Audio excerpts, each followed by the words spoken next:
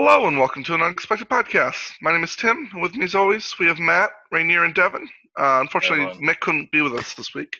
Uh, we want to just mention that we are available on Apple Podcasts and Spotify if you prefer to listen to us on that instead of watching us on YouTube.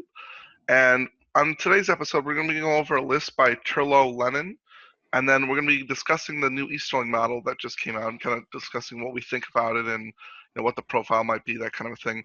Then we're each going to have a list of Corsairs that we've built based on the last episode to kind of, if you're looking to build the Corsair list, maybe you want to consider one of these.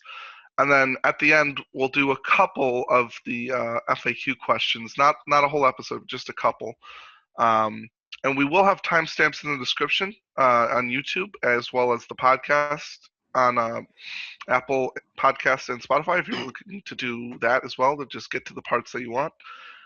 And let's get into it. Well, actually, Tim, just to make sure it's clarified, when you say FAQ questions, you're not actually referring to the GW FAQs. You're referring to... Yes, we're having our own FAQ later on down the line. So if you have any questions that you'd like to ask for an FAQ that we'll be doing specifically for us, leave that with a little description saying this is for the Q&A. We're really more Q&A, just so you're aware. It's not an FAQ, it's a Q&A. FAQ, I'm losing my mind at this point, in all honesty. I hear Q and I'm like, it associates with everything. and Devin, in all fairness, I mean, I think when we use the term FAQ, everybody who's listening understands that means that questions people are asking us, not anything that would be put out by GW, because nobody ever has heard of or cares about those. There you go. So yes, if you have a question for our Q&A, please leave that as well as a thing saying this is for the Q&A. But we're going to go into the list real quick. So I'll bring it over to Matt for Turlo's list. All right. So this is from Turlon. He says, I'd love to know your thoughts on a list I've come up with at 800 points. LSR on horse, 9 warriors in Minas Tirith with shield, 9 Knights of Gondor with shield, Celeborn fully kitted out with 7 court guard, which I assume means 7 guards of the Gladron Court. No, Fountain Court guard with Celeborn? Oh, Celeborn. Oh, yeah, guards of the Gladron Court. Yeah, 7 guards of the Gladron Court, 2 sentinels, 6 Gladron warriors with spear and bow. The idea is the sentinels basically pull the odd warrior out and put pressure on heroes, and the guard of the Gladron Court adds fight 6 to a d7 shield wall warriors. The knights in LSR do the killing, with Celeborn potentially enchanting LSR's blades for a potential 2+ to wound with re-rolling to wound. Let me know what you think, and love your guys' podcast. Okay, so I guess a couple thoughts here. So at 800 points, this is a list that only has 2 warbands, and I think a total of 35 models. The model count is a bit light. It's really only got 2 threats. I mean, one of them is Aragorn King LSR, so that's a pretty big threat. But it's a small number of threats to lock down. And I think if somebody has a significant amount of magic, like if you ran into a double ring wraith list or a list with a wizard, once Aragorn runs out of will, I think this list is going to grind to a halt. It's also kind of got a low number of figures as well. So it has a bunch of knights that can kind of hang out on the flank, but to protect flanks. But the further they get away from LSR, who's probably going to have to use his free might point each turn to be calling heroic moves, the less benefit they're going to get. And I'm not sure that the shield wall is big enough that I think it's going to kind of get wrapped around the flanks, and I think it's going to get overwhelmed. I think in general, my thought here is that this is a bit too rich a mix to be running. So you end up with too small a list with not enough stuff to do anything kind of with enough force to win a lot of games. I would suggest, if you want to keep LSR in here, and obviously LSR is the centerpiece of this list, I would suggest supporting him with something other than an elf. Because I think the elves are just going to end up being too expensive, and you're going to end up with too small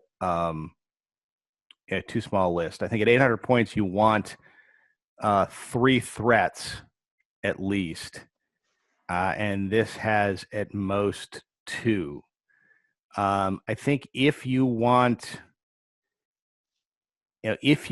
fight 5 in this list, one way to get it would be to swap out Elisar with Boromir, Knight of the White Tower.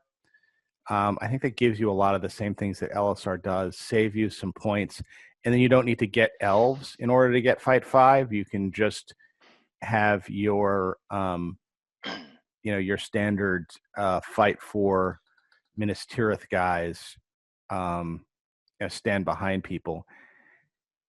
Otherwise, I think I would, if you want to kind of stick with the Elisar Celeborn combination, I would think about reducing the numbers of, you could get by with, I think, less knights. You could get by probably with a few less Fountain Court Guard. You could probably, if you want to get rid of one of the Sentinels, and take all those points, buy like a captain level hero from somebody, like maybe like a Madril or something like that, and then bulk it out with just more guys, because I think you're going to need more guys with this.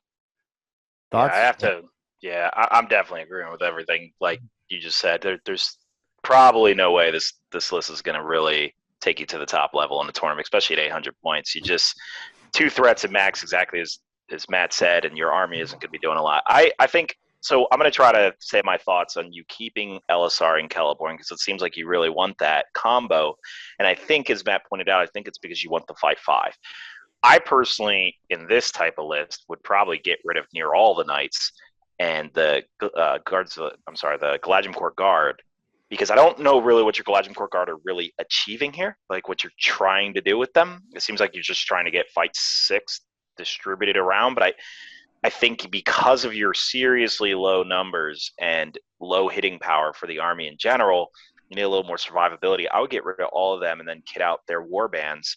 The problem is you're probably going to run out of space in their 2 war bands without some other hero, as Matt suggests you probably need.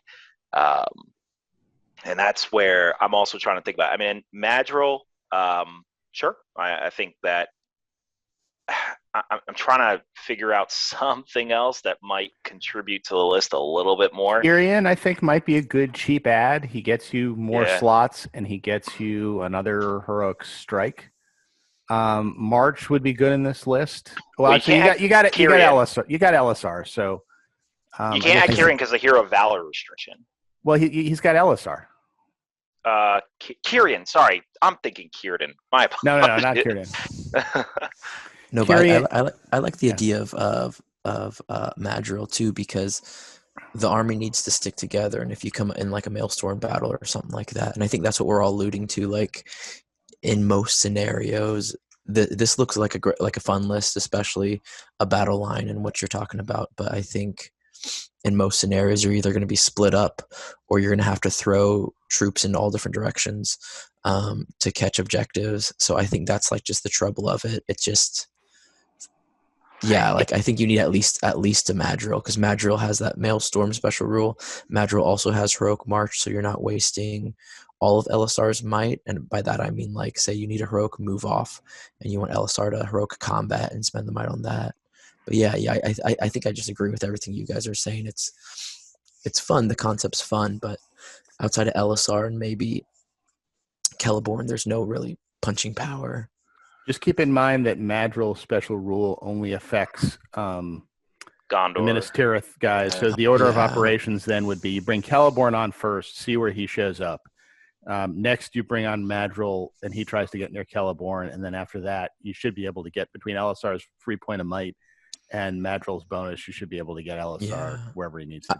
I mean, even with that though, like you're dropping troops, either from knights to like warriors, from Fountain Court to like basic warriors too. So even with that, I just don't know, the numbers are just not there. Yeah, the numbers aren't. Obviously, as Matt said, you're better off not bringing Galadrim at all and bringing in Boromir. I mean, if you're trying to get the fight 5 Gondor, it's so much more points efficient to just bring Boromir. And we're all, if in case you don't know, we're all alluding to like the banner of Minas Tirith. Yeah. And then you bring like either Rangers of Gondor, who are fight 4 natural, or you bring what I've seen a lot is Fountain Court Guard, which are really, really cheap, and you can get them up to defense 7. So you basically have that shield wall without being in the shield wall. And then you have, because what you're doing is right now you want a defense 7, fight 5/6 battle line. You can get all of that basically with a Fountain Court Guard, all in one model, for what are they, like 12 points for defense 7, can go up to fight 5. Yeah. So I mean, it's one of those. I agree. I think Boromir might be the better, because the problem with Celeborn and Aragorn is they're almost 400 points between the two of them. So half of your points are being spent on 2 models, and while those 2 models are very good heroes, it's just the same thing that they've been saying, where you just, and especially with the 9 Knights of Gondor as well. I mean, it's just, I don't know a single list I would ever put 9 Knights of Gondor. I know. I was trying to think. All of just mounted Minas Tirith, of course. With Faramir leading it. That's right. It'll work exactly like the movies. I agree. You know, and it's going to be the same thing for me. There's not a whole lot to say. I mean, Matt and Devin and Rainier have pretty much said it, which is, I think Madrill is or maybe just a captain in general. But I think you probably go Madrill just because of the extra might point, even though he doesn't.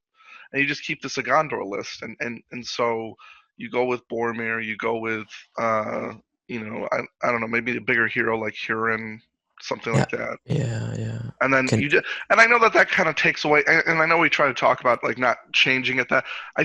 It's one of those things where it doesn't seem to, because we're trying to keep in mind, Turlo and anyone else, we're trying to make this as competitive as possible for you, like with our suggestions. So we don't believe that this could do that well at 800 points. I mean, it could shock us, and maybe it does well, but we just don't see that happening. So I think the best way is just to maybe not do it if you're trying to do it competitive. If it's for fun, it looks like a ton of fun. But if it's for trying to make it competitive, I just don't see this ever working. Yeah, and who knows the meta too? Like maybe Turlo's from like Europe or something, or maybe there's like battle lines that play out a lot. But I don't know, like, you guys can correct me if I'm wrong, but here in the States, regardless of where you are in America, like, it seems like when a battle line comes, people can negate it pretty well, or the battle line breaks up when you have to go to objectives and stuff like that. So this would be a great list to fight on like an 18-inch wide board. Yeah. I'm trying to have no flanks. All I care about is getting a banner effect and fight 6 all across the line. I would love to see Elisar at the top of like a like the Mighty Ducks, like flying V. Like you have just all the Knights of Gondor behind them, and they just all charge in. Actually, the way to do that, I mean, the time where I would think about taking 8 Minas Tirith, or 8 or 9 Minas Tirith Knights would be Boromir at the front, and then 4 knights on either side that are 6 inches wide, and are all fight 4 and bannered. For the points that you would spend on that, I think that would actually be a pretty potent force. And I think the knights are actually pretty good objective takers. I was surprised once when I took like a ringer army with a whole bunch of knights at just how good they could actually be for their point efficiency. And then you get a lucky dice roll and they kill things. But yeah, I think I agree with all you guys. Like, it's I don't think anyone thinks the knights are bad. It's just 9 knights in this list where, like, if you had Boromir, then I could see more point to it. Like, as Matt said, now you have fight 4 knights bannered. Yeah. But here they're still stuck at fight 3. I think another thing with the problem with the list too is, like, for such an elite small force, there's no bow cover, which can be a problem. Like, heavy bow armies could kind of like eat this army up, and then right. Yeah, no, that is true. If you have Thorod, and so you would shoot at maybe the horses, or even though Yeah. court guard in the back at defense 5, and you just everyone's going to shoot the knights down. I mean, Yeah. that's the first target, it seems like, in this type. Well, either them, or if you have strength 3, strength 4, you could consider the Galadian court. take the fight six down. That said, though, it is quite an interesting list, and if I was like scanning love the the tournament, list. I would actually want to watch this battle. see I it in would a love tournament, to see how this 'cause- list does in the tournament. Yeah, It'll 'cause even, annoy like, the hell out of enemy Sentinels- heroes. Yes, Yeah, very much with, so. with the fight 6 Galadian court guard everywhere. You just got Aragorn and Celeborn like, come at me, bro. Yeah, it's interesting. I mean, I still would downgrade a lot of things. I mean, I think that's pretty much Turlon. If you want to keep just to wrap everything, all the comments up, if you want to keep Celeborn and Aragorn, you're probably going to need to downgrade some of these units. You may consider Boromir instead, in which case the knights increase in potency, but then your elves reduce in their like actual effectiveness of what they're trying to do here, because you can just stay Gondor and do the whole same thing. So try to get another hero in potentially, but that it's even tricky. Even if he downgrades everything, I'm kind of adding up the points, and I don't even know if he has the points for it to add another hero in here. And so, and by the way, one last point to Tim's comment about you're dumping 400 points of heroes into a thing. You'll see lists that do that. I know I play them all the time. That'll dump like 400 points all into like 2 models. But generally, those models are not guaranteed, but highly likely to destroy like huge segments of your opponent's force or cause a lot of problems. Celeborn is just, while not bad, he's not gonna really threaten the way he would need enchanted blades every turn in order to do something like that. And the thing is, it'll rely on you moving first in order to even cast that. You can only do it 3 times anyway. Mm-hmm. And so realistically, we say you have 2 threats. You kind of have 1, like, but I don't. Technically 2. I mean, I think I understand from like comparing him to like a superstar killer, but I mean, I go against Celeborn and he does a tremendous job. It's just he's not going to do Aragorn, Boromir type damage, but he will do a lot of. If anybody plays Shagrat, he'll do like a Shagrat type damage kind of thing. Yeah, and I think for this list, like specifically, he's banking on like a battle line, and like him like either in the middle of the battle line or within the battle line, kind of just going ham. But then that again, going back to like the scenario that you have to assume that the opponent's coming to you, or that you can get to the opponent really fast and stuff like that. Mm-hmm. Okay. Yeah, I mean, if you're going to dump 400 points into 2 heroes, there's really 2 ways to do it. You either are doing some sort of hero-focused army where the other 400 points are also going into heroes, and the army has a really small number of figures that basically have no weak points, or the other 400 points are going into really cheap warriors, and that bulk you out. I mean, if you listen to some of the lists we did a couple episodes ago, like on the episode where we had Jasmine Tetley on, you'll hear that a lot of times what we're doing is we're spending the other 400 points to buy like 40 models of Army of Lake Town or something like that. Or another classic, if you're evil, is you dump 400 points into big giant monsters and the rest are spent on goblins, so that you have a decent amount of numbers to back up those 2 really heavy hitting heroes. But it's when you're concentrating that many points on heavy hitting heroes, you really can't then run an elite army on top of that, or else you end up with too few figures. Unless you're playing like all hero or something. Well, yeah, like I mean that was the first paradigm I was describing, where you then spend the other 400 points on other types of heroes. Oh yeah, sorry, my apologies. Let us know, Turlo, if you take any of our thoughts into consideration and use any of it, or if you just take this to a tournament, and if you do, let us know how you do with it, because I'd be very interested to see how it does. But we're going to move on to the new Easterling models that have just been announced recently. So what are your guys' thoughts about it? Well, so I guess if we're talking about 2 things here, because there was a lot of opinions about both the sculpt and the profile. So let's talk about the one thing that is exciting, I think, universally amongst all of us. Yeah, Easterlings. We have more. Yeah, so I think no one disagrees. Yeah.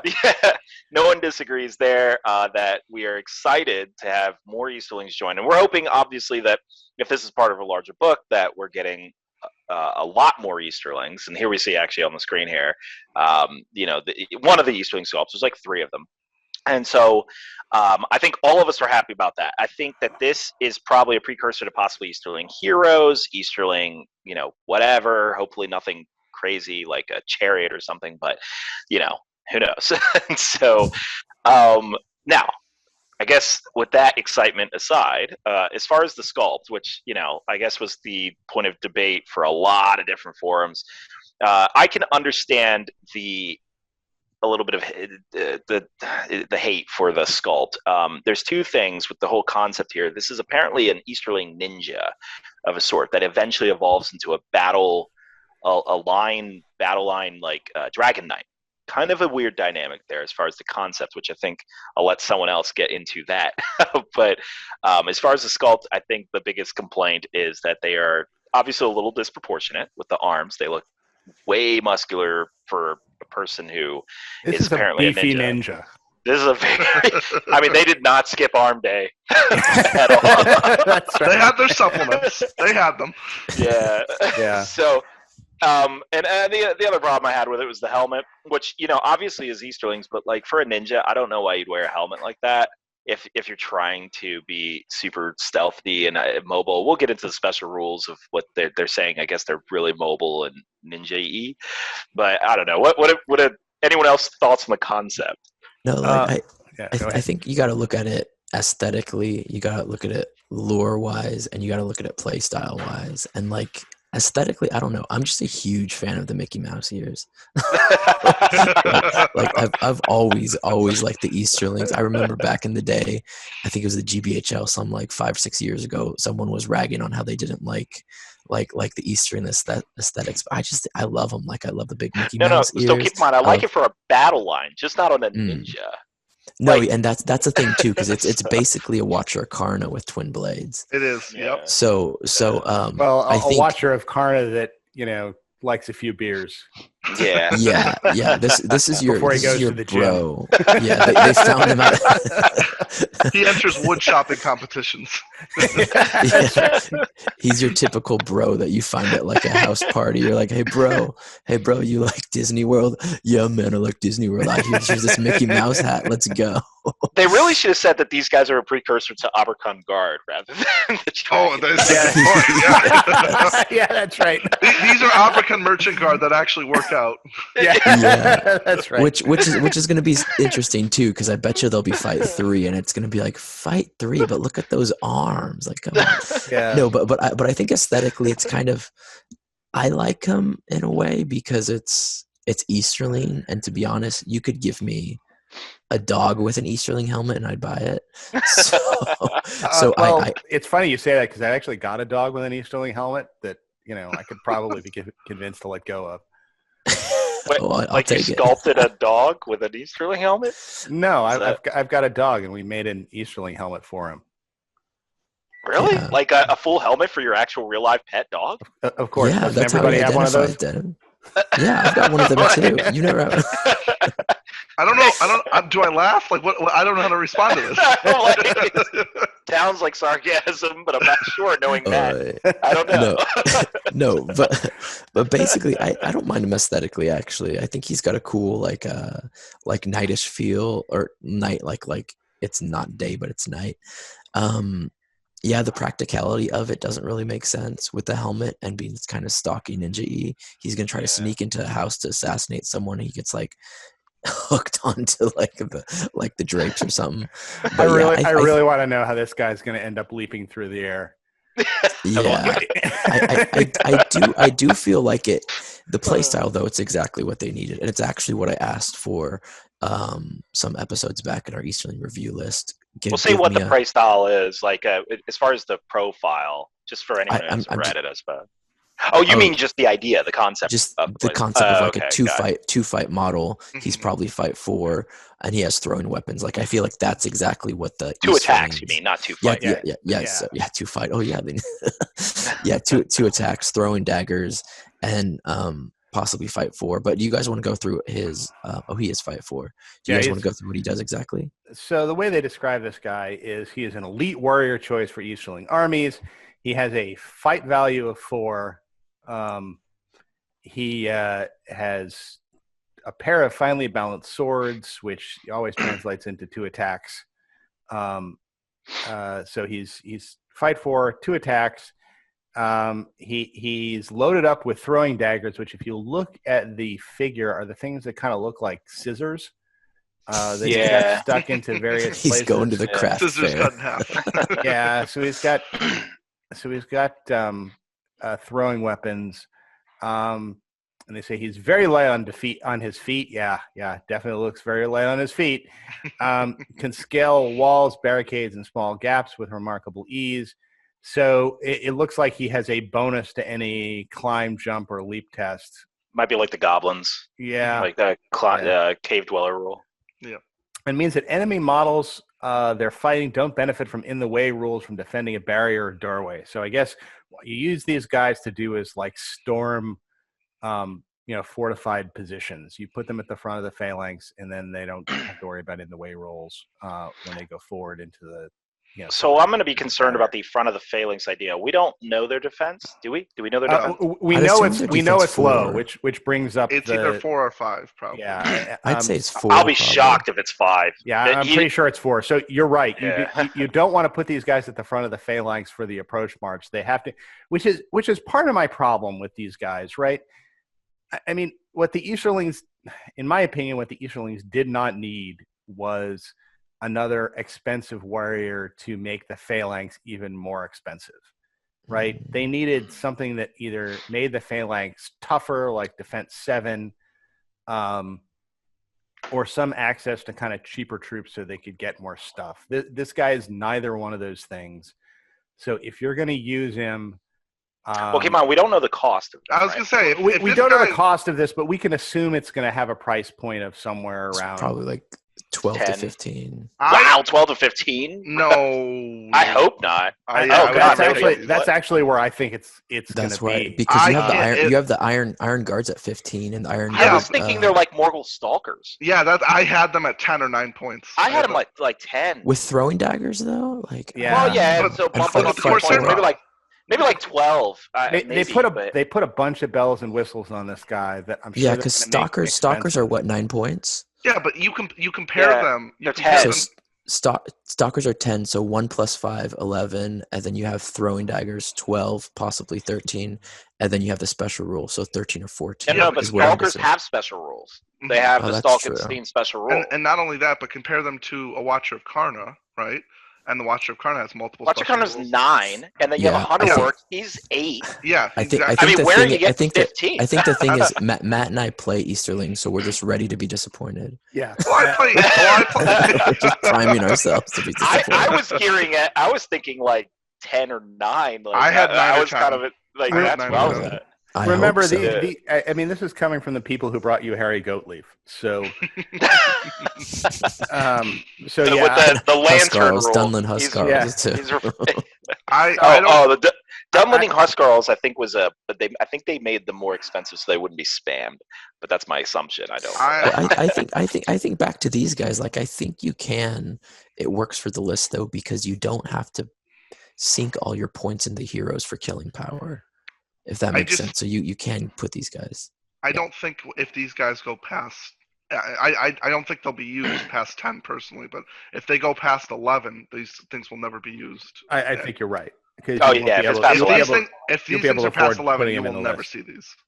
Yeah, they'll be like the Mirkwood Rangers, where unless you just spam pure Mirkwood Rangers, it's not really. If these things are 9 or 10 points, you will see them a lot. If they are higher than that, if these at are 11, 9 or 10 points, I'm going to buy 15 or 16 of them. You're going to have a whole bulky army. It's like everyone's on armed day today. You show up with a power shake. I guess which is another aspect of why I'm kind of disappointed by this, because what we're saying is they're either going to be expensive, in which case you're never going to use them because the Easterlings are overpriced to begin with, or they're going to be so cheap that you're just going to buy these things instead of Easterlings, the normal Easterling figures. And so what we're essentially saying is this thing does nothing to fix the problem, fix what's broken with the Easterling army, which is that their base troop type is overpriced, and they don't work like you can't make them work effectively the way they're supposed to work, which is now. Do you think they can fix that with a Legendary Legion? Say, give their pike support +1 to wound, like sometime if they're going against certain armies or something. Yeah, I don't think you need +1 to wound. I think what you need is something to make their pike phalanx tougher. And I mean, they've steadfastly resisted that over the years for reasons that baffle me. What about heroes? Like maybe they'll throw some heroes that have special rules. Give them shield wall. Yeah, that'd be interesting. Amdra at defense. Well, Amdra can get to defense 7. Well, no. What I mean is like what Rainier was saying is like, say you have a new hero that gives them all shield wall, Yes, that would be 6 great. inches, like a buff guy, 6 inches, like a lock ranks type of girl. What this army needs desperately is shield wall. Shield wall. I mean, I think if they figure out a way to give this army shield wall, it would fix the problem. But that's what they've. Not only would it fix the problem, but it's the obvious answer to the problem. I mean, it's a phalanx. The special rule is phalanx. If any troop type in the game should have shield wall, it's something that describes itself as a phalanx. Yeah. But they've resisted the obvious answer, and I guess I don't have faith that they're gonna. I would hope. I think I agree with all of you on like the shield. If they came out with, especially for this army, because of how much it needs, if they came out with a 60-point model with 3 might that could give that bonus, that would help this army out tremendously.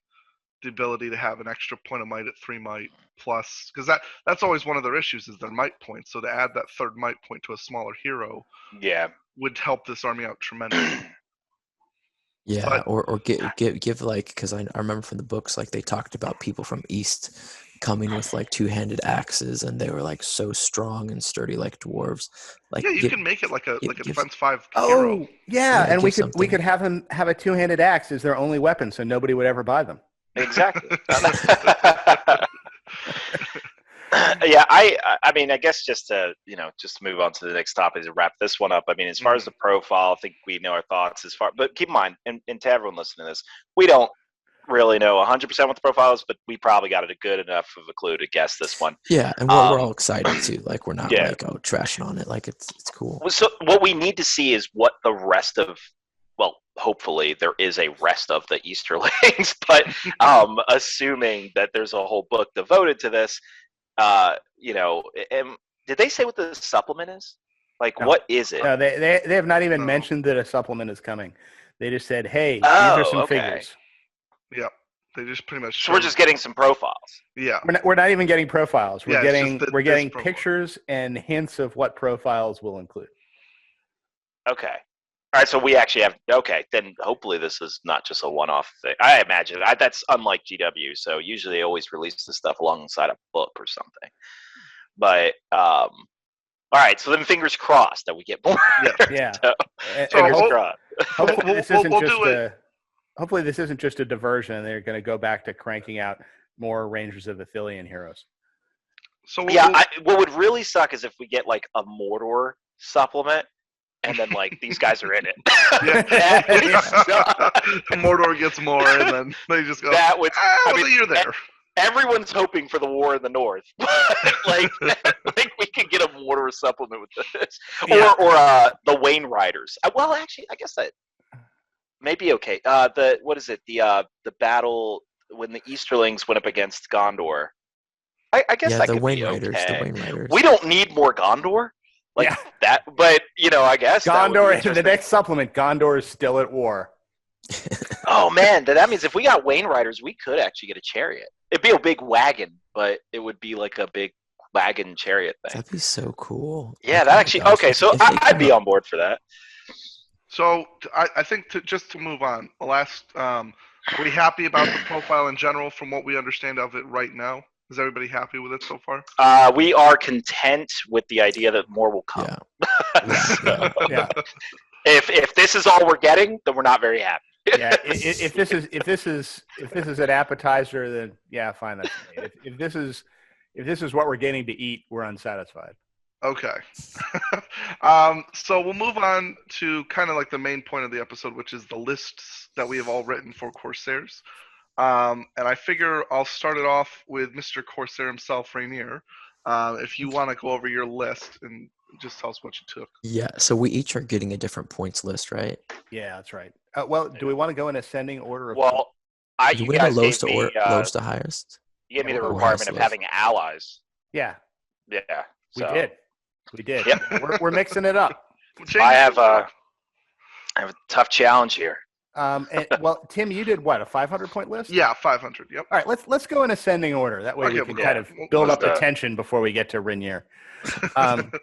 So go For ahead. those who Tim. don't know, Rainier is our expert Corsair player. Yes. So we just go Rainier. What do we do in this? I'm just like, more abolist. He'll just grade us. He's like, I got 7th at Articon with Corsairs. What did you do? And just because I am the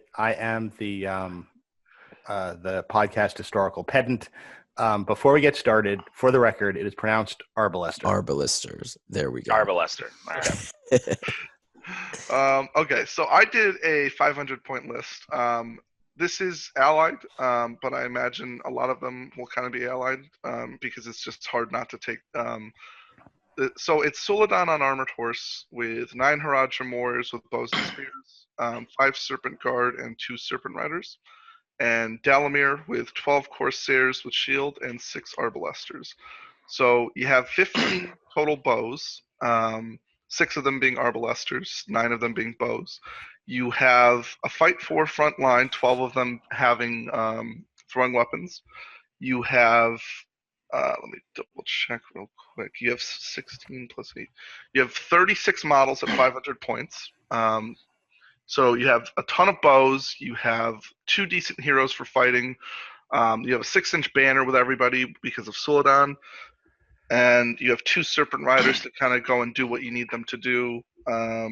There's not a whole lot to it, pretty much. You stay together with the 2 heroes. You got It's 500 points. So. Yeah, it's 500 points. And it's pretty simple. Corsairs with throwing weapons and shields in the front. You've got the Harad warriors / Serpent Guard in the back to support, and then you got bow shots as well. But I think what's interesting about this is you have 15 shots at 500 points, and 6 of them are Arbalesters, so you have a lot of shooting potential with this. And then even when they get close to you, you have 12 throwing weapons to the face, included. Dalamir has one as well, correct? He does. Yeah, so it's 13 throwing weapons to the face going forward, and Suladon can do damage with his horse, obviously. So it's just, I think it's pretty solid at 500 points with the amount of numbers, bows, and considering the might and what the army does together, kind of thing. What's the figure count? 36. Yeah, that's pretty good at 500 Yeah. points. I'd actually say this is a pretty solid list. Yeah, I would too. I'd say so too. Yeah. Plus, you got 2 Heroes of Legend, so you get 2 free auto courage tests at 500 points too. Mhm. Who would your leader be? Soledad. I thought about this, and I went with Dalamir. And the reason I went with Dalamir is because it lets Suladon do whatever he wants to go kill things. We agree that was probably the right choice there. Yeah. Yeah, I think so too. Yeah, this is Also, you're splitting up the priority because Suladon has a banner, which is going to be Yeah. interesting for the Makes you opponents go to after take 2 down. different heroes. Yeah. We talked about it last episode too, like the 3 fate with the Elven Cloak too is going to really help. And for then, saving those figures. I think he has heroic defense, correct, as well? Yeah, he does heroic. So I defense. would just, I'd be fine with him. And he has 2 fate and 3 wounds, or is that correct? 2 fate, 3 wounds? 2 wounds, 3 fate. 2 wounds, 3. So he has got, I would easily pick Dalamir in that situation. Heroic defense, all the bells and whistles. Exactly, heroic defense all the way. But yeah, that's my list. Not much to it. Yeah, and I think it's great. I mean, I think it illustrates kind of one of the side benefits of Corsairs that we didn't really talk through last time because we were just talking about the attributes of the army, and that's that they have this ability to green ally in Harad, and the 2 of them, both Harad and Corsairs, are lists that have very, very good cost-efficient heroes. and then very good and cost-efficient troops. So when you ally the two together, you can get some very good cost-efficient armies that cover each other's bases, because the Corsairs have Fight 4 all over the place, and they have a bunch of good shooting. And Harad has Suladan and his 6-inch banner, and Lance Cavalry too. And Lance Cavalry, and the two of them. I mean, the Corsairs have great infantry, and Harad has kind of great cheap cavalry, and the two of them work really well together. All right. So I guess I'm up next. I have a 650 point list. This one is pure Corsairs of Umbar. And so this has, first warband is Dalamar, Fleet Master of Umbar. And with him, he has 6 Black Numenorian warriors, backed by 6 Corsairs of Umbar with spear and shield, and supported by 5 Arbalesters.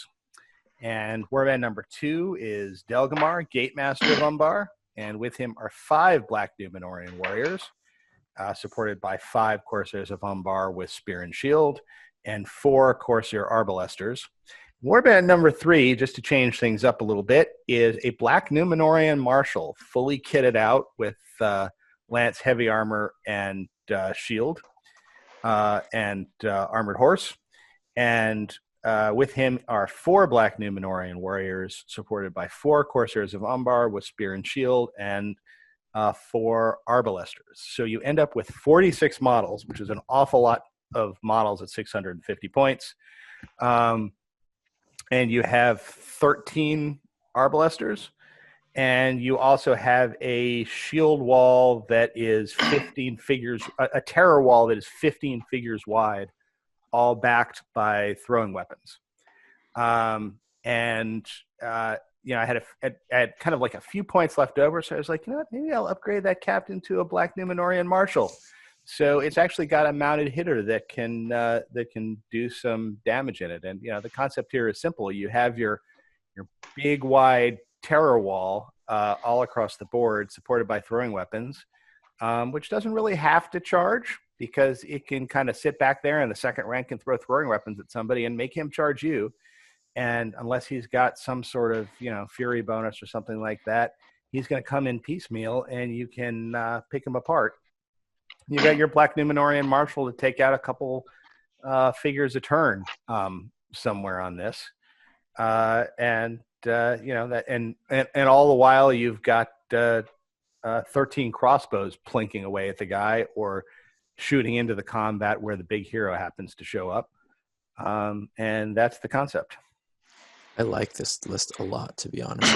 I actually was toying around with some of these back in the day, because a lot of people don't realize the diversity in Corsair lists, and you bring in the Black Numenorians and the Marshal too, because you have 3 really big hitting units right there. So you have the Black Marshal, Dalgamar, and Dalmir.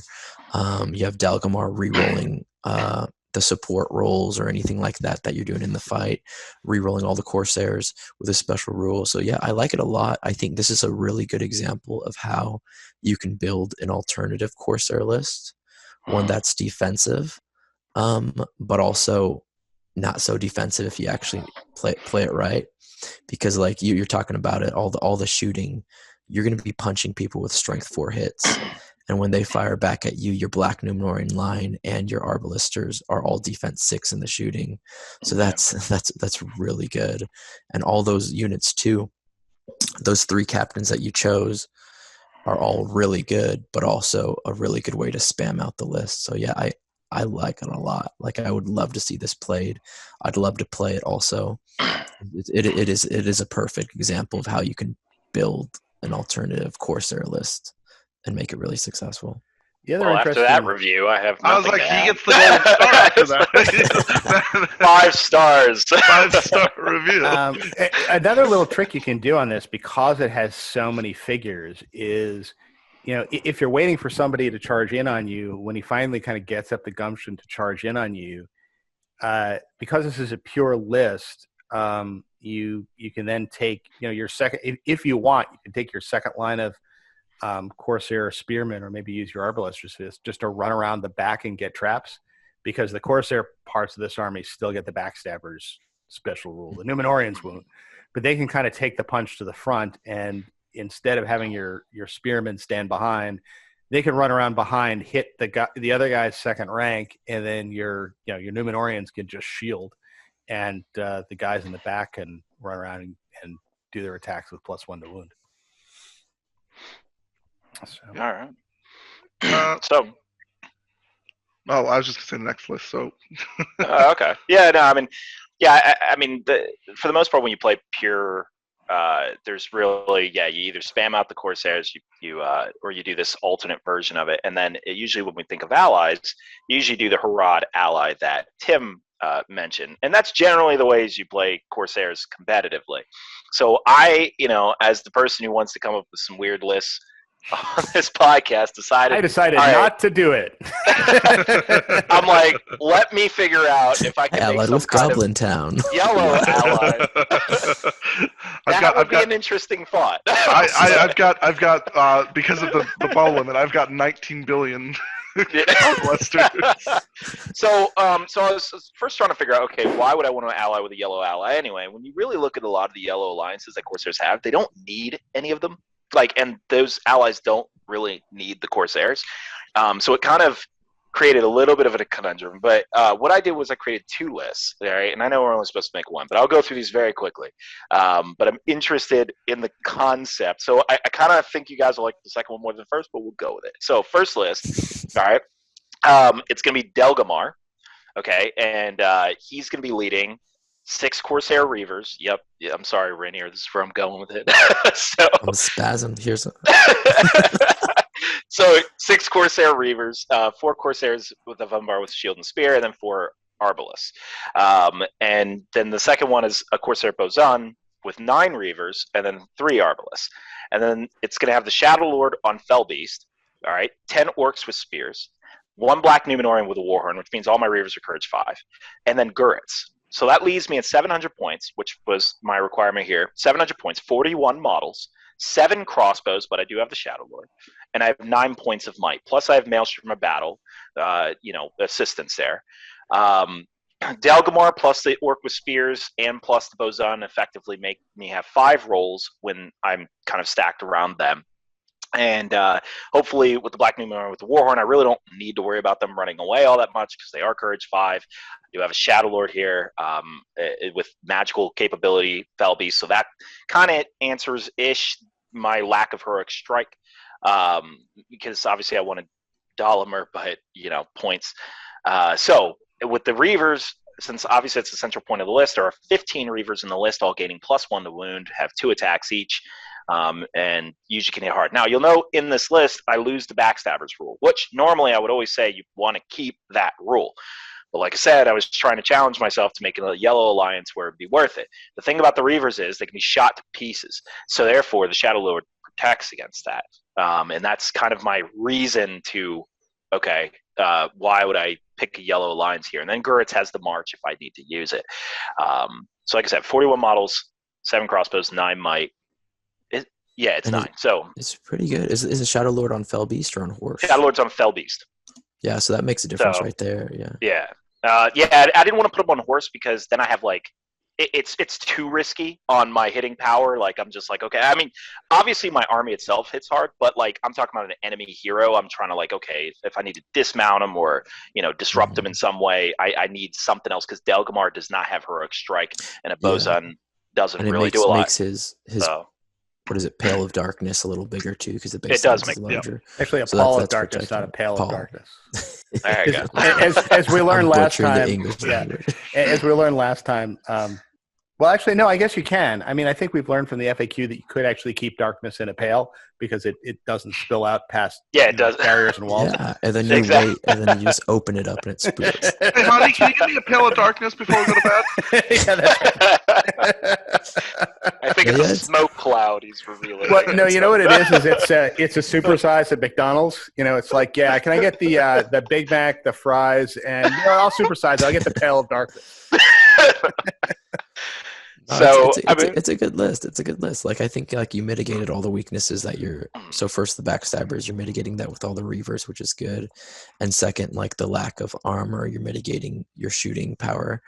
No, I think it's pretty good. I think what all of our lists show that at any point system you can easily semi-spam outfight for models.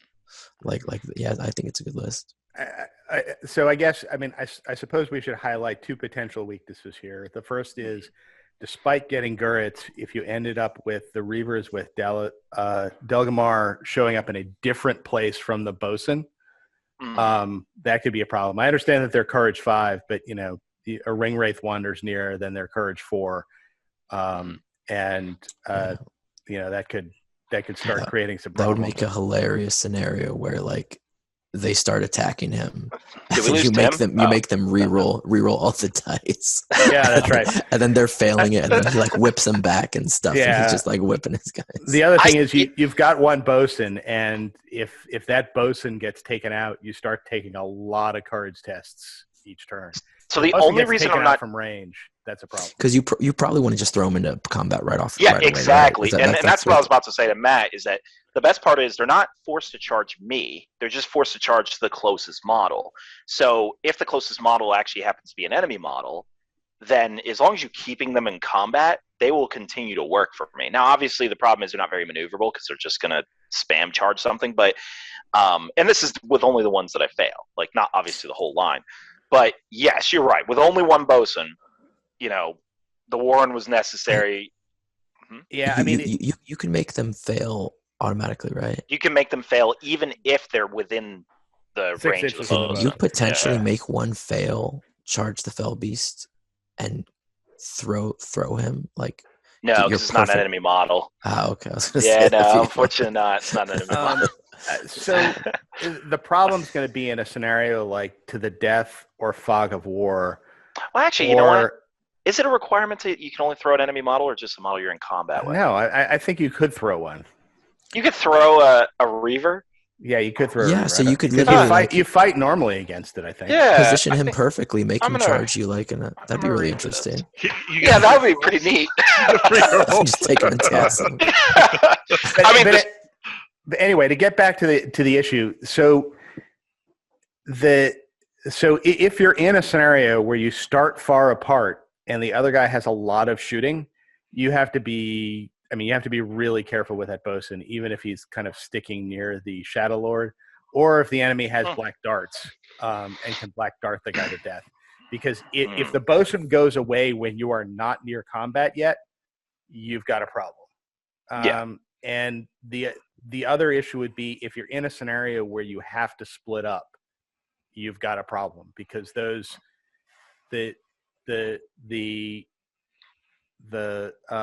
Reavers and the bosun are going to have to stay near the Shadow Lord, and the Shadow Lord is going to have to be, spending his point of will each turn. And if you end up in a scenario where you have, like that one scenario where you have to like grab the four corners of the board type thing, that's going to be a bit of a problem. All right. Well, then I guess I'll move on to the second list. That's just an idea, so throwing that out there for anyone who wanted a unique idea with the Corsairs, because obviously we don't play Reavers all that much. Generally, they're like kind of a utility unit you throw in there, maybe a 3 or 4, not like 15. But as far as another idea, and this was just another one that I don't know, I was just kind of spitballing here. So it's Dalamer at 90 points, 12 Corsairs with shield and spear, 6 Corsair Arbalists. Okay, so he's got 18 people. Saruman on horse, 6 Uruk-hai with shield, 6 Uruk-hai with pikes, 6 Uruk-hai with crossbows, and then Isengard Ballista. So this is 41 models, 12 crossbows plus a ballista, and 7 might. Now, I did toy with the list to downgrade Saruman to Lurtz and then add in like a captain for March or something like that. It doesn't really add more troops, but it does add an extra 3 points of might, and it adds a banner, which might be pretty helpful. But I went ahead and stuck with the Saruman version of this list with Dalamer as my general. So it's just another idea. I just threw it out there. What are you guys' thoughts on that? No, it's interesting. It could work well. I think with anything with Corsairs though, like once the battle lines hit, let's say you come up against 2 or 3 mega heroes, you might have a problem. But of course, Saruman can maybe mitigate one. You chose Dalmir over Saruman for your hero. For the general, I mean, I'm sorry. No, Saruman is my leader. So obviously, Contest of Champions is a problem, but actually, I want Dalimer to go in there and spend might to kill things. So sorry, Saruman is my leader, not Dalimer. And that'll be like Contest of Champions. Having Sorcerer's Blast will also be helpful for that kind of a thing as well. Yeah. Or if you just want to. Yeah. Does it count? Does the Sorcerer's Blast count? I think no, I don't think so. You got to be close. Oh, you have to actually kill him. I think you actually have to kill him. Gotcha. I think one thing is like the ballista makes your shooting power better, but it also kind of downgrades it because then you're not getting as many arbalisters. So that's kind of a thing, an issue that I'd come across. It is a fun list. Yeah, but that's what the issue I'd come across. And then also you're adding fight 4 to kill things, which is nice. But in doing so, you're not strength getting 4, as many. Yeah, strength 4. Sorry. In doing so, you're not getting as many backstabbing units at like cheap price. And I agree. That's the reason most people don't even bother allying the Corsairs with yellow alliances, because it is tough to. It's possible though. I've toyed with bringing Shagrat with his shield to the list and just having like some like good fight 5 like. I think people really underestimate Shagrat. Like he is a Shaggy's phenomenal good model. guy. So the thing I like about this list is this is a list that very much wants to fight at range, and it doesn't have any type of blinding light / pall of darkness type rules with it. But I'm not certain it needs it because of Saruman, and I think that's why Saruman is a good add to this list, because he has 2 capabilities, right? He can either with his 18-inch range command whomever is casting the spell on the other side to let 6s hit out of range to move them out. Or if they've blocked that guy in, what you can do is you can take ordinary figures or heroes, and move them out and then shoot them. Yeah. And what you can actually do is, especially since you have the siege bow here, is you can take like a random guy in the front line, command him out of the range of the pall of darkness / blinding light, but in a position where he's going to like get knocked back through a whole bunch of other guys. Yeah. So you bring him out front, and then you hit him with the siege bow and knock him through the whole thing. Yeah, into the rest of the thing, and maybe even start doing wounds on whoever is casting the blinding light. And and if the siege bow misses, then you have 13 crossbows that will shoot him to death. And I think I think that's a neat little kind of tricksy effect this army has. It also gives Dalmir some cover for magic, because what I love about Saruman is he puts other casters at whack, like whether it's a Fell Beast or a Ringwraith on Fell Beast, he has the potential to Sorcerer's Blast them off it, or another wizard he can cast to compel or do crazy things like that. So I like him in the add too, that he like kind of protects Dalmir. Yeah, there's also synergy there with Dalmir's smoke bombs, because what Saruman can do is as Saruman's casting commands at these various folks in the other army to try and drag them out and make them shooting points, or make them shooting targets, they're spending will to resist that. So when the lines clash, hopefully they're out of will, and at that point, Dalamir's smoke bombs then kind of become the channel transfix they were always meant to be. Yeah. Because I mean the problem with the smoke bombs is, when you get them to hit, typically, in a typical Corsair list, there's no other magic. So there's always points of will left around that people can use just to auto-resist that.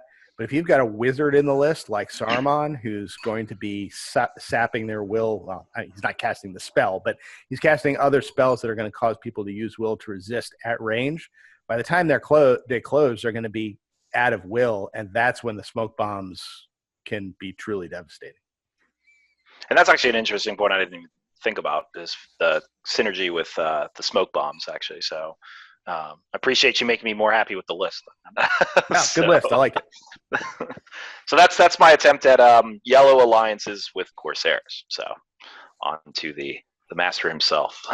There goes my dog. He's not wearing his Easterling helmet at the moment. But Oh, dang, he took it off because it was too heavy. yeah, if you're interested, we're not selling the dog. Let me be clear. But if you're interested in purchasing the helmet, if you've got a dog, you want to wear it. We could probably be convinced to let that go. Wait, this is really neat. You have to now get this to show this helmet. As Rainey was saying his list, you should get this Easterling helmet. I love how no one knows if Matt's serious or it's like joking. we're trying to figure out did Matt actually construct an Easterling helmet? We're all like, oh, this is like a funny joke. # Easterling helmet, and then you see it in the corner one of these days, just with a big Easterling helmet, just walk past, and you're like, what? Then you see Evan walk past with an Easterling helmet. Actually, you see everybody. That actually reminds me. All right, so you can start talking, Rainier. I'll be right back. Oh, he's going to get his Easterling helmet. He's going to get the Easterling helmet. Okay, so let's see. So I brought an 800 point list. This is actually the same list I played at last Nova, and I got second place with. And it's also a variant of a 750 point list that I brought to Articon, and I got 7th. Oh, liquid death. Gotta do our product placement. Yeah. Okay, so 800 points. You have Dalmir. He's leading 6 Black Numenorians, 4 Corsairs with shields, 4 Corsairs with shield and spear, and 1 Bear Corsair with sword. After that, you have a Corsair captain with a crossbow leading 8 Arbalisters and 3 Corsairs with shield.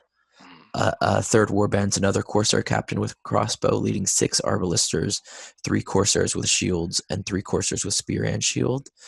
And then the last warband, here's where the Allied comes in. It's a historical alliance. You have Soladan on armored horse, leading 2 Serpent Riders, 4 Abrakan Guard, 3 Haradrim warriors with bow and spear, 4 Haradrim warriors with bow, and 1 Watcher of Karna with twin blades. It's quite a mixed mash of quite a lot, but the basic makeup is the General's Dalmir. It has 58 models, 7 bows, 16 crossbows, 2 of them having 2 might each, 3 cav, 23 throwing weapons, 9 might, and you need to kill 30 models to break the list. So why I allied in Harad is because I kind of wanted to fix all the holes that I thought Corsairs had, and at 800 ports you're able to do that. So I brought in Soladan, of course, obviously. He's a 6-inch banner, affects quite a lot of the list, which is usually fight 4. He also counts towards victory points. Dalmir's my general, so I can go ham with Soladan. We even mentioned it earlier. You can split up the general and banner points, so if one dies, you don't lose both of them. I split my Arbalisters in each warband because the list actually plays pretty aggressive, and also you want to control the whole board, and that allows you to have 24-inch ranges all around shooting things. And yeah, I've raved a lot about Corsair captains. I love them. They're fight 5. They still have backstabbers, so they're a way to get in rogue combats or even throw off people like the likes of Eomir or other fight 5 heroes, force them to strike up. And stuff like that. I put shields on basically all of my Corsairs because I don't like losing defense 3 models to basic Gondorian troops or something like that on a 4. So that's why I did that. But yeah, my warband with Soladan's probably the unique bit of the list. 2 Serpent Riders for objective. They can also kill pretty things. The 4 Abrakan Guard kind of give killing power if I come up against armor in combat. Plus, it kind of throws off an opponent, seeing that there's so many different threats within the list. And yeah, I've got bows in there, so I can be mobile during it. Also, the 1 Watcher of Karna is like if I need to throw him against something terrifying or something. But yeah, that's a basic makeup. What do you guys think? I mean, you like 1 Nova with it, so. Yeah, you beat me with it. Killed Gulavar with it, so I'm not in a place to criticize. You've won several local tournaments with it. So I got seventh at Articon with it too, but yeah, my pride and joy is killing Gulavar from Mats, totally being outmatched by him that whole game, and then realizing, oh yeah, it doesn't matter because I'm lucky. Well, if you take enough shots, you're bound to roll some sixes, and you happen to roll them all at one time. That was like nothing was going through, and I'm like, I only have one wound on Gullivar. Then those 3 made it, and I was like, whoa, okay, I'll take it. But I feel like it balances stuff out. So I'm actually curious how you proxied the Corsair Bear. Did you take like the Bjorn model and then like a green stuff, an eye patch on it? The Corsair Bear, you're talking about the one that's riding the eagle, right? Yeah. That's the one. Yeah. So basically, I just said I'm American. I can bring an eagle to whatever I want, and some people understood, some people didn't. But when they try to argue, I'm like, no, I only speak American. I can't understand you. Yeah, and that just to caused be me clear, so much. this is the Corsair Bear that's in your first warband, right? Yeah, and it's a Corsair Bear Reaver that caused me axes. so many problems. I had to explain to so many Canadians why this was okay for you to do and not anyone else. Yeah. So. And I was like, it's just Just don't get it. Don't get it. I mean, the base size is a problem, but it's because the base size is you could bear with it. You could bear with it. Yeah, you could bear You know how with many it. confused people on the channel right now? This whole episode, like, they're gonna be like, "Wait, there's a dog that has an Easterling helmet. Is there actually an Easterling bear? New models with Mickey Mouse It's a ears? Corsair Bear. We have an Easterling dog. Get it right. Easterling dog. Corsair Separate Bear. the two. Yeah, just grin and bear it, folks. But that's the list. I like it. I like playing it. And then the Black Numenorians and Dalmir's list kind of give him protection too. Because why not? It's a fully optimized Corsair Harad Alliance at 800 that has already proven track records at several major tournaments, including small local ones. I mean, it's not a lot of critique to give to it. Yep, but for any of you who want to copy the list, so everybody copy it so that it's not special anymore in Rainier. Yeah, everyone will be like, Rainier's just playing the cheese, just the list everyone brings. He'll make Cond great again. So Rainier's you'll get it FAQ'd. Yeah, Rainier's going to truck up to the table and say, "So here's my list," and he goes through all the components, and the other guy's going to be like, "Oh yeah, so do I." I have the exact same list. Sit there and go, huh? What are you talking about, man? And then there's like 10 guys down the table, and all of them at the same time. Oh wait, that's my list too. All from the same group too. You're like, wait, what? That would be interesting. The whole Pennsylvania group just takes the same list that Rainier takes, and they all just go to the tournament, see who does better with it. So well, we've thought about going to a tournament. Just all of us bring pure Corsair lists. Some unfortunate guy plays all 5 of you. All tournament, he just plays the same list 5 times, but 5 different people. Yeah, I'll say though, Corsairs can be a little squishy if one doesn't know how to play with them. And I always give my advice. This is my biggest advice to people: treat each model like it's a treasure. So you usually come up to the tournament with a horde, because this is technically a horde, or like an elite horde. And you think, okay, I got 58 models, throw 12 over here, 8 over there, 20 over here. Try to conserve each model.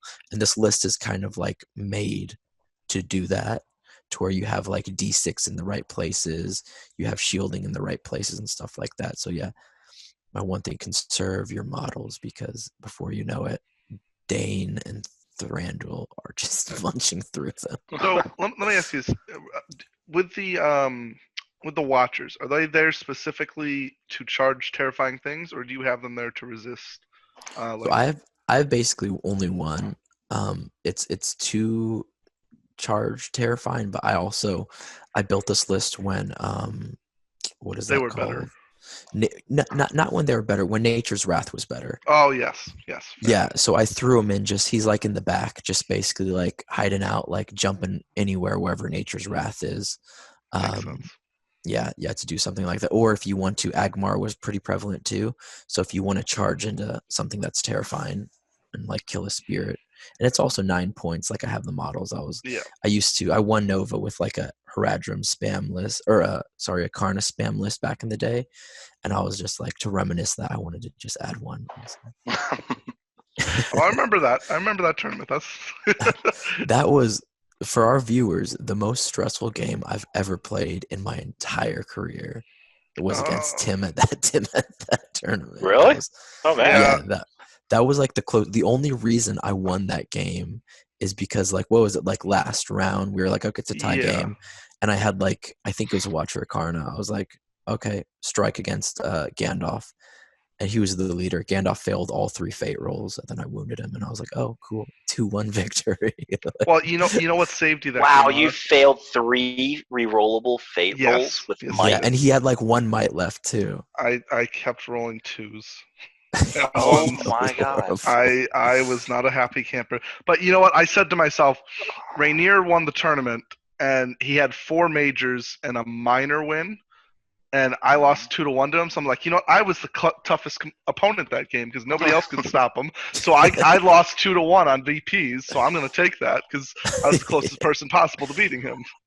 Yeah, it was a fun But game. it's funny, and you know, the list is. I mean, you just see that list and you go, you've got was it like 23 bows essentially. I've got 23, 16 crossbow and 7 bows. Exactly. So you've got enough bows where blinding light isn't that big of a deal because, you know, even if you throw, you know, let's say you get 4 hits on average, you know, you're still going to do a ton of damage with those 4 hits. Basic, especially anything that's defense 4 or below. And then you have the what are they called, Black Numenorians, and the crossbows up in front. Yeah. So even if you go up against like a blinding light elf army, they can hit you on a 3, but they still have to wound you on a 6, which is kind of not as common. Yeah, I mean, it's like they said, not much to say. Okay. Well, I guess we could enter into the Q&A. Kind of give people a teaser for a whole Q&A episode potentially in the future. So, all right. So I think I have a question picked out that we can discuss here. Okay. So Timmy T9204, who I think is one of the Terminator variants. Normally, when I craft a list, my first instinct is to try and fill a warband with as many warriors as possible. Ooh. When is it appropriate to intentionally take significantly fewer warriors than allowed by your warbands in order to add more heroes, more expensive heroes, or more elite warriors to the list? That is actually a very complicated question. It is. It's a good question. It is. It's a very complicated answer. I think I can answer kind of slightly. It's a good question, though. For me, I don't always maximize my warbands. I know, like, some people say do it, some people say don't. I don't. And usually the people that I make small warbands out of are the ones that I need to do a lot of work in the move phase. So that's like a captain. I know what was it on our legendary legions, favorite legendary legions. My last warband was just a captain with Cribane, or a captain with like some cav, and that's kind of just to position them. I do it the same when I play Khand. Like I might have one warband with just a chieftain, because whenever you're deploying, you can leave like a sweet space in between your warbands or something, your battle lines, and then your last guy, you just, okay, where do I want to put the extra 2 or 3 might? I want to put it here. So that's why I do it in a way for those kind of specialized characters who need to do a specific thing. I don't usually spam out their warband. When it comes to hordes, though, like I always try to spam them out. But like, yeah, if you have like a little extra. Well, I do it. I'm sorry. No, go ahead, Tim. I use it, for example, if I take a Fell Beast and I'm taking specifically usually, or to be fair, Suladon himself, anything with mounted. So like if I'm taking like 4 to 6 Serpent Riders in a list, you know, maybe I'll take Suladon with 6, and usually I fill up that warband. But I mostly do it when I have like a Fell Beast and I'll have some calves. So maybe I'll have the Betrayer on Fell Beast with, you know, 4 Serpent Riders, and then that way like they get onto the board and they move and they can go wherever they want. But you know, I find it when I use it, at least, is when I have things that can, like Rainier said, do something specifically. So my specific thing usually is the cavalry and them being able to move quickly and just kind of diverge into different areas right off the start. So if I'm understanding, this question is also talking about just your overall list, maybe not specific war bands that you don't max up, but like the overall list. When is it okay to drop a few warriors to get some heroes? Am I understanding that correctly, Matt? I think that's a component of the question, yes. I guess if I were to I'm trying to think of like a general rule here, and I'm going to go with a basic 700 point list. So at 700 and 800 points generally, your average list is going to be about 40 models. And that metric kind of usually comes from the old days where you had 3 war bands, 12 models in each. So that can flex a little bit now with the different tiers of heroes, but about 40 models. So I'd say, I mean, when is it okay to reduce numbers to get bigger heroes? Is like if the average defense of all of your guys is, let's say, 6 to 4, like 4 to 6 kind of defense, then let's say 6 defense. If the average defense is like 5 or 6, then you stick around that 40 models. So if you start getting to 50 and 60 models, then it's okay probably to drop. If you are going lower than 5 defense, then you probably want to increase that by 10 or 20. And if you're going higher than 6 defense, like dwarves or something, then it's probably okay to drop down to 30. And this obviously, can switch up depending if you're an actual horde army or a line breaker sort of all hero list. But at that point, maybe like as long as you're hitting that number to make sure that your model count is high enough, maybe around that. I mean, that's kind of like I'm just thinking that off the cuff, like my general rule: 5 to 6 defense, 40 models, higher than that, 30, lower than that, 50, 60, depending. Yeah, I'd go with that, because if you have low defense models and there's not that many, you got to also like take into consideration, okay, calculate, let's say 5 or 6 should die before combat hits on average, any army. I mean, potentially up to 10 or 15 may die from a heavy shooting army. So it's like calculate that and then like think, okay, if I start out with 34 low defense warriors with my heroes, okay, I'm gonna lose 6. Okay, then I'm out. And then once combat hits, I can potentially lose like 4 or 5 each turn, and then I'm gonna break actually pretty fast. And like you want to have, once the battle lines hit, even if you have elite troops, you want to have a good amount, or else you're gonna have like a fountain court, yay, and he's surrounded by 3 guys, nay. Like, you know what I mean? Like, you still want to have a good amount once battle actually initiates. So I think there are 4 circumstances where I do this. I think a number of these have been mentioned by other folks, but let me just kind of sum up the 4 circumstances. So the first one for me is there are some heroes that just don't have to be with a warband at all. And they're useful 1-drops. I mean, so classic example here, Fredegar Bulger. Doesn't need a warband. If you want to give him a warband, that's fine.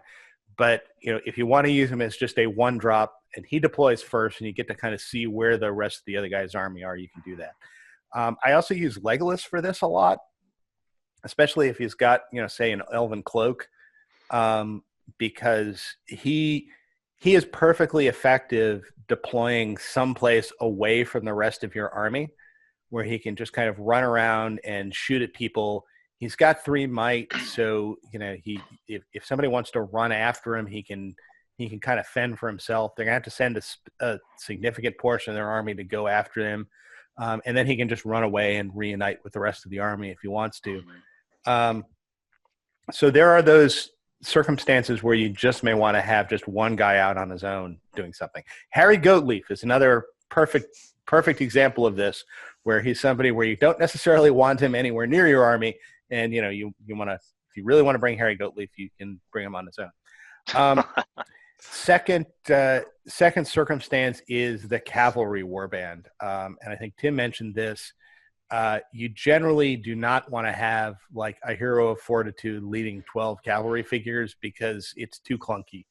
When you actually deploy them all within 6 inches of the guy, you end up in this big clunk of cavalry figures, and you spend the entire first turn's movement just kind of spreading out.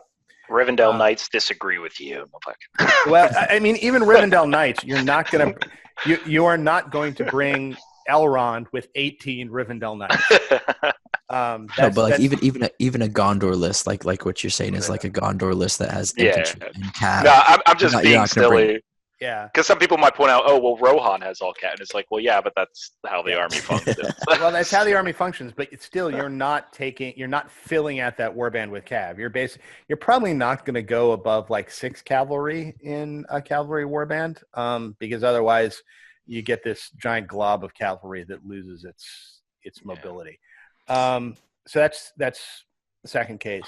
Third case is if you are taking big heroes in elite armies, like if you're going to take Gil-galad or Elrond, you're probably not going to put 18 elves in their warband, just because it ends up being too much of a point sink into one warband, and you're probably going to end up putting no more than a dozen elves in that warband or so, or else it's just too many points. That's the third one. I guess the fourth one is, if you have some points left over at the end and it's not enough to fill out a warband, but you need like that captain to get the march, sometimes I will end up taking, like, my last warband is like a captain and however many guys I have points left for, like 4 or 5, 6, 7, and he doesn't fill out his warband. As long as you're, especially if you're not playing a horde and you just have some points left over, but there's one other guy you really wanted to get in there, and then he's just gonna have a couple buddies running around with him. That would be the last circumstance. Yeah, I think like a perfect example is the list we reviewed beforehand, and we said bring Madrill. I think we would all agree, put Madrill with the smaller warband, because he's your specialized character. He's that captain that you just add. All right. Next question. Want to do another question? Do we have time for one? Yeah, I think looks so. like it. Okay. All right. Let's do it. All right. So this is a question from Mike Patrick, and he asks, "Is Numenor dead, perfect, or in need of change?" And he says, "What I mean by this is, with only 4 profiles in a pure list, is Numenor in need of a change in available Green Alliance matchups, such as Lothlorien or Arnor, or a dwarf army of the kind, or the Misty Mountains, because lore indicates that they existed together in time, or perfect, with Elendil being arguably the best hero of legend in the game, a great captain profile, a strong troop profile, and Isildur with the ring." So there's just an army that needs an update, just like the Easterlings. Like, they just need more stuff, but they're not bad. They're not. I think they actually go really well with the elves, and like people can attest to this. Yeah. At tournaments, you've seen them like play pretty well. Even pure Numenor, I think Elendil and Isildur are very cheap for what they do. So the problem with pure is generally the lack of Círdan for the blinding light and the defense 5 armor. There you go. All the last alliance lists I've seen that are highly effective with it usually have Círdan added. And of course, with it being historical, now Círdan's a minor hero, so you have to bring like Gil-galad or something. But that's how I've seen it. But those lists are very strong, very, very strong. Yeah, I mean, I actually think that they're competitive even if they don't ally. I mean, just with Isildur, especially at low points level, just with Isildur, because so there are a few lists out there, and I think this is one of them that I think you can fairly call niche lists, where they don't have a lot of flexibility to ally. I think Arnor is another one, but Arnor, like, it's historical. No. As an example of a niche list. Oh, got you. Sorry. That kind of are designed to either show up with one particular ally, or show up with no allies and just kind of come in on their own. And they have their kind of interesting strengths that go with them that make them competitive. They're not world beaters where everybody would be taking them, but in certain meta and certain circumstances, they are very competitive lists. And I think a Numenor list, and even a pure Numenor list, in a situation where they're either in a scenario where they're not going to be shot a lot, or they're in a meta where they're not going to be shot a lot, is a really competitive army of just, I'm going to take Elendil, I'm going to take Isildur, I'm going to take a couple captains, and I'm going to take a ton of Numenor guys. And against the right armies, those lists could be devastating.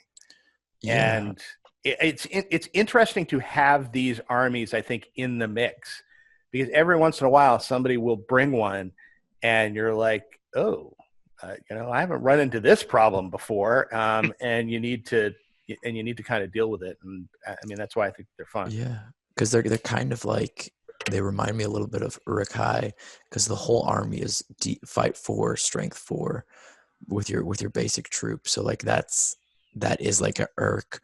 I wouldn't say that they need a profile update. I think they need a model update. No. When I said profile update, I meant like adding profiles to the army. Yeah. Not the profiles are fine. The exception of, I think a lot of people do find it a little weird that defense 5 on these heavily armored guys. It's like, all right. Yeah, it seems odd. I mean, there's fun stuff you could do. Yeah. Go ahead. I'm sorry, go ahead. I even think they have all the models, like kind of what Matt was saying. I think they have all the models to actually make it pretty competitive. I just think, or all the profiles to make it competitive. I just think it's not fun to like come up with like the first model that was made and it's almost the size of a hobbit and it's like in one like kind of goofy pose. So you have like, I've only really seen people play well with them if they're like Numenorian fanatics and they either buy all the metal ones or they get like a second, like different companies like unreleased type. What is it? DeVale Games. Devala has some Knights figures. The only problem, just the caveat that if you play with those, you can't play at any Warhammer World events and stuff. That's You can't play it. Articon. Articon either. Yeah, but like a good example is like John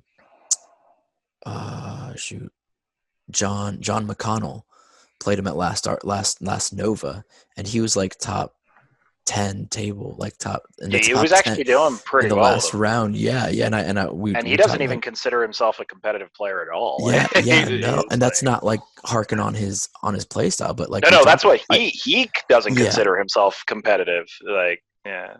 But I talked to him, and he was just like, like they're just fight for strength 4. Just you have a semi-horde kind of.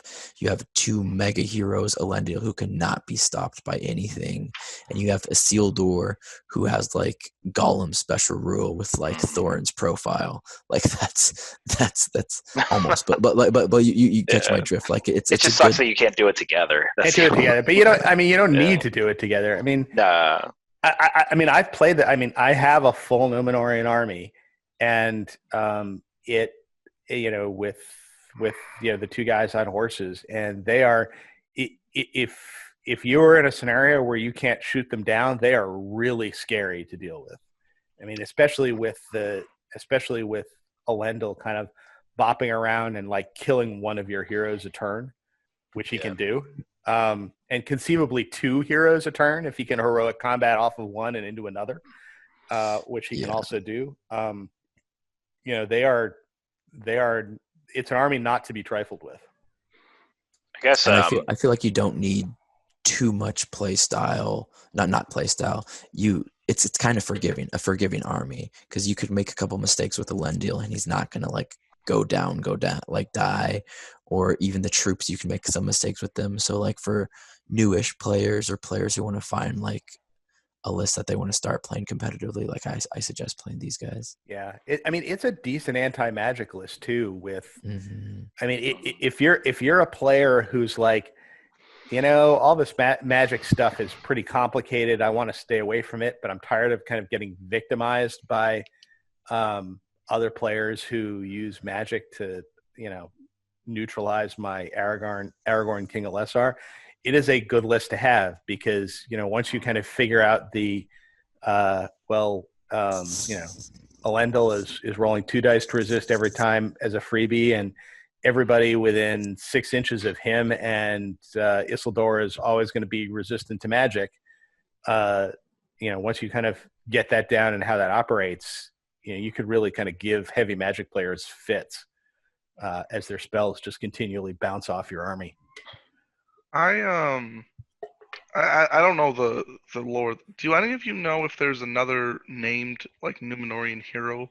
Anarion is named in the book, but he's not out. So the reason why is the Amazon web series, and that's my assumption, by the way, based on a comment Jay Clare said at Articon, where someone asked, "Is Anarion, the reference to Anarion, a mistake?" And then Jay said it wasn't a mistake at the time. Okay.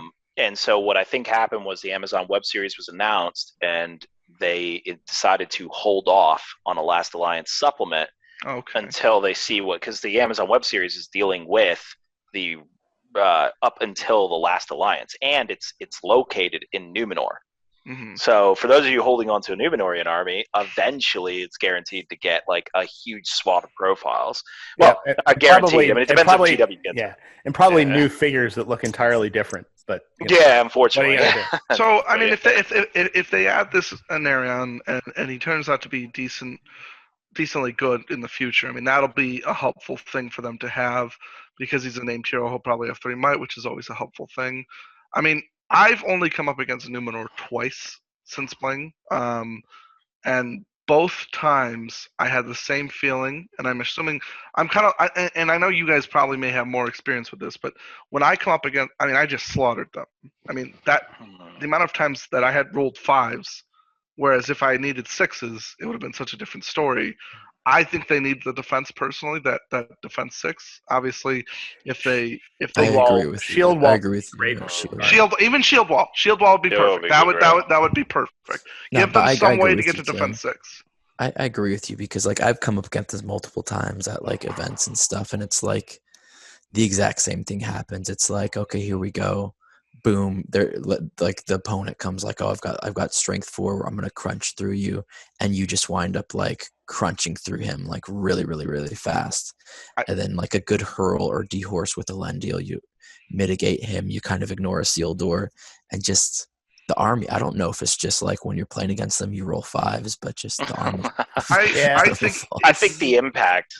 It's just the impact is higher because you're playing a standard force. So normally when you have defense 5, you have like 50 models, but here you have like Numenor is going to be like 35, 40, and so it hurts more when you lose them.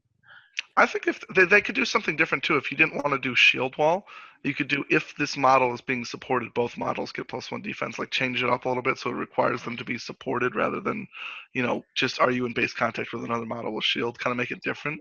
Simplest solution is probably just give them shield Yeah, wall. shield Yeah, well, I mean, but- and shield wall fits, right? Because that's how you. Mhm. I mean, you see them fighting in essentially a shield wall when they're fighting in that first scene in the Fellowship Yep. of the Ring movie, and Exactly. they're supposed to be proto Gondor, and Gondor has shield wall, so why wouldn't they have shield wall? I think like the two, if you look at the Weta Workshop design too, like it looks like they have a cloth with chainmail, Yes. but actually how Weta designed it, it's the cloth is actually over plate armor, so they do have heavy armor and chainmail. You just don't see it on the model. It just looks like a cloth. So like seeing that's kind of annoying too. They have If a they get- surcoat.